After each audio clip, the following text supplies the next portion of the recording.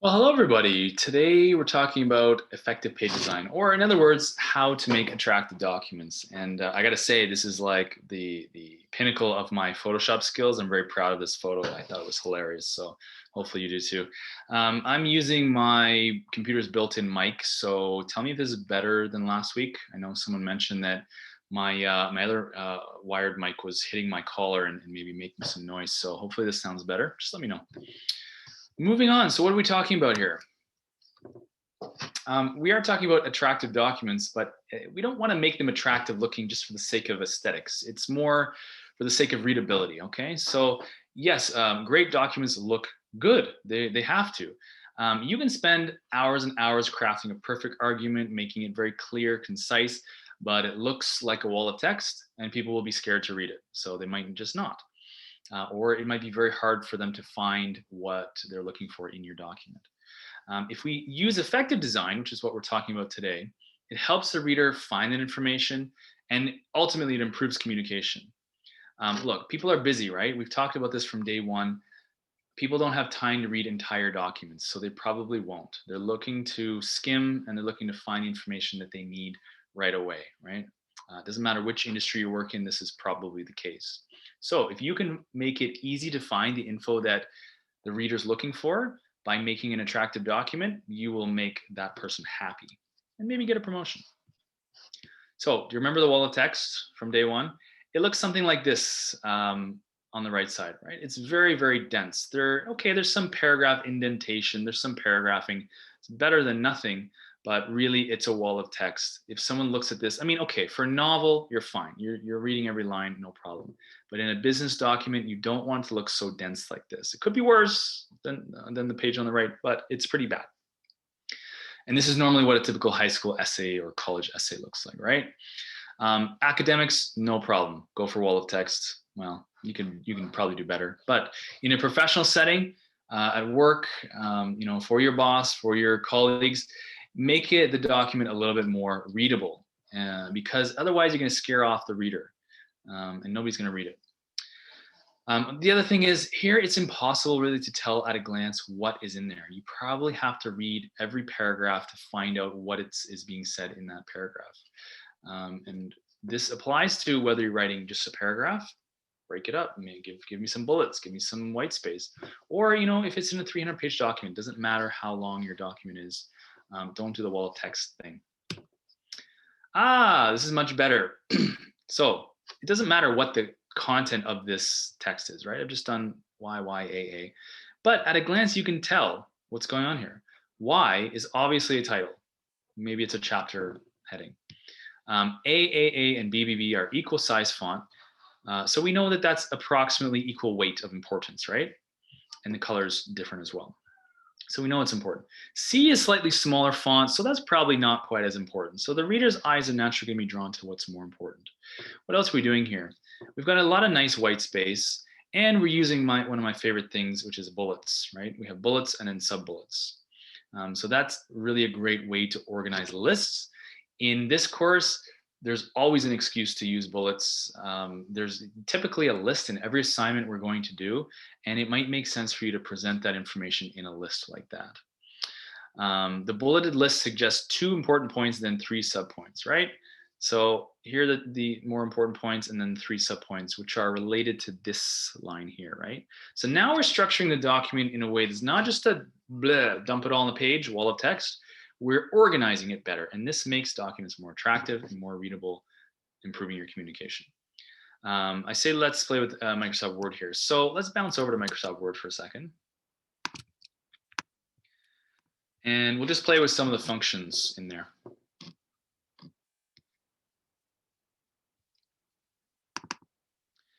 So I'm going to open up just a blank document, Microsoft Word, and let's type out some nonsense here, all right? This is a title, wonderful. This is a subtitle. What else do we want to do? List item 1, item 2, item 3, and what else do we want to do? Some more text. Okay, so here's what we can do. And your version of Word might differ, so it depends on what you're using, but mine I think is 2000 and I don't know, it's recent anyway. So if you want to make this a title, you can just click on heading 1. Okay, now it's automatically set this to a different color, different size, different weight, and you can tell this is now a more important piece of information. So this could be the title of your book, title of your chapter, your report, whatever. Now you can also do subtitles, which now, all right, let's do it. Say I want to do heading 2. You can see the font size is smaller. This is Calibri 20, whereas this one up top is 24. You can always adjust these, double click, and just change around first, then say update heading to match. It'll change everything in the document. Why is this important? So now you can go to view, and then there's the, where is the size? The sidebar navigation. Yeah. Look, now it's starting to give you a table of contents, essentially, right? So it's helpful for you in that, and you're the person reading this document if you sent it to them as a Word document, because now they can see a very nicely ordered table of contents, right? And all you had to do is click heading 1, 2. There's also other things if you scroll over, you can do titles, emphasis, quotations, different types of quotations. Super, super helpful. And if you want to do list item, you just click on bullets here. Boom, done. Or numbered bullets, just as easy, right? Use that function. What I don't want to see is you do this item 1, and then 2, 3. Don't use a hyphen. That's not really proper, right? So use the circular bullets, or if you click down here, you can change how you want them, squares or empty circles, doesn't matter. And then if you tab in, again, press tab, it'll automatically create a sub-bullet for you, right? Great way to organize information on the page. And then of course, Control I for italics, Control B for bold, Control U for underline, right? Simple shortcuts on the keyboard. And what's the last thing that this is used for? Well, if you're giving people who maybe have a visual impairment a document like this, their reader can go and find all these headings. It'll pick them out because you've already stipulated, hey, this is a heading 1, this is a heading 2. So it's very helpful for people with impairments. And if you're doing this on the web too, Google loves this. For SEO purposes, it's great to have headings used. So, and ultimately, just great for aesthetics of the document, and which means you're able to communicate better. Back to PowerPoint. So let's talk about the visual hierarchy, right? You know about Maslow's hierarchy of needs, I'm sure. I hope this is something that this psychologist, Abraham Maslow, put together, which is, what do we need as humans? The first thing is obviously, battery life for our phone, then Wi-Fi. But really, we start at the bottom of the pyramid with psychological needs, your food, water, shelter, warmth. Then it's safety, then it's love, then it's self-esteem, and then at the top we have self-actualization, maybe your purpose or whatever. That's a hierarchy, right? Things that are more important than the next, you're ordering them, ranking them in order of importance. So the same thing will happen on a page. And what we just saw with the headings and whatnot, that's a hierarchy. Heading 1 is more important than heading 2, more important than heading 3, right? And this is a way to order elements on the page, sections of your report, graphs, etc. It's ordering them so that people who are reading your document know what's important and what's not. It helps people skim. It helps people find information quickly. So using all of these things here increases the readability of your document, right? Remember from a while back, this ultimate guide. This is something my company created, and you can see what we're doing here. We're using a visual hierarchy. So we've got the big, bold title. You've got your little graphic, and then you have here an introduction. And it's giving you bullets so it can very quickly tell you what you're going to learn from this. Then you have a table of contents, which is helpful in a long document like this one. It's 5,000 words. About the author, a bit of social proof, etc. But you notice a lot of white space, links to other important things, and then headings, right? This chapter 1 is bigger than about, because chapter 1 is its own entire entity, right? It's a separate chapter. All the chapters have the same font size because there's a hierarchy involved here, right? The bigger the font size of the heading, the more important the information in it.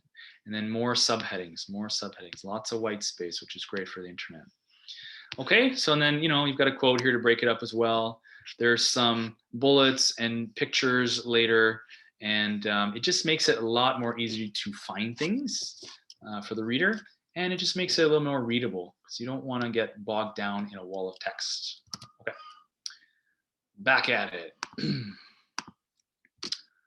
Let's talk about typeface. Typeface is, okay, there's three kinds of typefaces. There's a serif font, there's sans serif, and decorative, okay? We're never gonna use decorative in any kind of business setting, right? Decorative is the Comic Sans, the ones that look really cute and etc. You might use it on a poster for a bake sale, but you're not gonna use it in any kind of work-related documents. They're just not seen as very serious, right? Or actually very readable. Serif, what's a serif? Well, they're the fonts with these little tails on the end, right? You see in the Times New Roman here, the T has these wings on the top and on the bottom. The I has a little flick at the top of the I, right? The M, same thing. All of these letters have little embellishments. Why do they do that? Well, I'm sure there's like a reason going back 600 years to the printing press, but basically what people have found, what scientists have found, is that people can read serif fonts a lot easier. When there's a lot of text, you want to use a serif font. It's just much more readable. It's easier on the eyes. Whereas sans serif, you see this, it doesn't have those serifs. It doesn't have those little extra things, right? The A is just a standard sharp A. There's no little flicks on the bottom. There's nothing fancy going on with this type of font, right? Which actually can be great for headings. You don't necessarily need a serif font on a heading. In fact, it's maybe more clear and more appropriate to use a sans serif font. It's used much more on the web, right? But still, on a monitor or on a page, you can read easier, longer passages when it's serif font, right? There's many kinds of each. Justification. Are we putting it left justified, right justified, center, or there's the other one, I forget what it's called. It's justified to both ends, and it lines up perfectly on the page, right? As a rule, we're going to use the left justification. You hopefully already know this.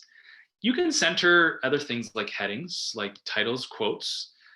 It's very unlikely that you'll right justify something in a business document unless there's a very, very good reason. Maybe in the footer you want to right justify the page number, but that's a different thing. And oh yeah, full justify is where it's lined up on both ends. That's more used for like physical published pieces of paper, right? A flyer, something like that. It's not very common. You'll see that in any kind of literature or business documents. And it makes the spacing between the words a little strange. So I would say avoid it. That's justification. This is not on the test or any test or not really part of the course, but I found it really interesting. Super helpful, what do you call this? An infographic. These are the 10 commandments of typography. And typography is just, how you're laying out your words on a page or a document. Number one, know your font families. There's geometric sans, humanist sans, old style, et cetera, et cetera. Number 2 commandment, combine a sans serif font with a serif font. This is an excellent rule. That's why you normally see a heading is sans serif, and then the text in that section is serif. And it helps to mix it up, right? What else? Combining 2 similar fonts is not cool. You don't want both the fonts you choose in your document to be the same, right? Look at this on your own time. I've got the link on the left side there. I just thought it was really interesting. Some really great rules of, this is more for a graphic design course, but this will help you in your communication as well to present information that's more attractive and readable. Last thing I want to mention in this video, other elements. So color. Do you want to use color in your font? Generally, you don't. Why? Well, look at the first bullet there. It's very childish, right? It looks kind of silly. It looks a little bit like a Christmas card, right? So I would say generally avoid color or use it minimally. If you want to have a heading, title, or something that's a different color, no problem. But let's not have it be super striking. Let's make it subtle. If you want to have a blue or something like a muted blue or something, that's fine. Your call, but I would say you don't have to use color in any business documents. White space, what are we talking about here? I'm talking about really the blank parts of the page, right? If your document is all text all the way down, it's very daunting for the reader and very hard to read. Whereas if you create some what they call negative space, space is not full of anything, that helps the reader's eyes. Consistency, please use the same format throughout the document. Don't start using headings that are 20-point font and then switch to something totally different. Use the same font throughout the document. Just be consistent so people can know what to expect. And having said that, we always want to break the rules sometimes, right? So you can break up sections with various techniques so that it looks interesting. What do I mean there? Graphics, graphical highlighting. By the way, we're going to talk about graphics, which are pictures, charts, drawings, etc. But I don't mean, when I say graphical highlighting, I'm not talking about graphics. Graphical highlighting is more the what you can do with your text to make it a little bit to stand out. So italics, bold, underline, bullets, and headings, really. Okay. So there's a subtle difference between those two that you'll need to know for the test. Yeah. So vary your style on the page, right? Maybe you want to put a picture here on the top left on this page, and the next one it's in the bottom right. Change it up so people are interested in reading this thing. Because if no one reads your document, you've kind of failed to communicate what you're trying to say. And then the final tip is literally stand back from your document and look at it. Does it look readable? Does it look presentable? If it's appealing to the eyes, your eyes, it'll probably be appealing to your reader's eyes. Okay. So that's it for this little lecture. We'll continue on in a second. Okay. Thanks.